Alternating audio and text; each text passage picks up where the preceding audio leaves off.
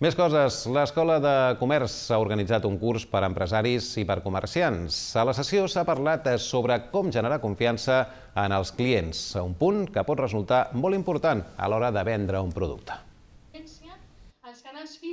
El client ha de percebre que el venedor està implicat amb el negoci que porta, amb alguna vinculació més que la purament econòmica. Així ho ha dit una experta en retail que aquest dimarts al migdia ha fet un curs per crear confiança en el client al vapor universitari. Davant uns 200 empresaris i comerciants, en una jornada organitzada per l'Escola de Comerç i Distribució, l'ESCODI, Maria Callís ha donat algunes pautes per millorar la percepció dels clients i vendre més.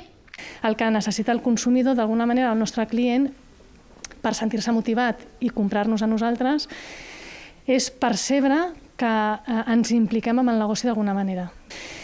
Podem percebre conscient o inconscientment. Llavors, nosaltres podem entrar en una botiga i quan sortim, si algú ens pregunta com era l'aparador o com era la llum de la botiga, segurament no ho sabrem dir. Però el nostre cos respon, el nostre comportament ha donat resposta a les percepcions conscients o inconscients que hem tingut.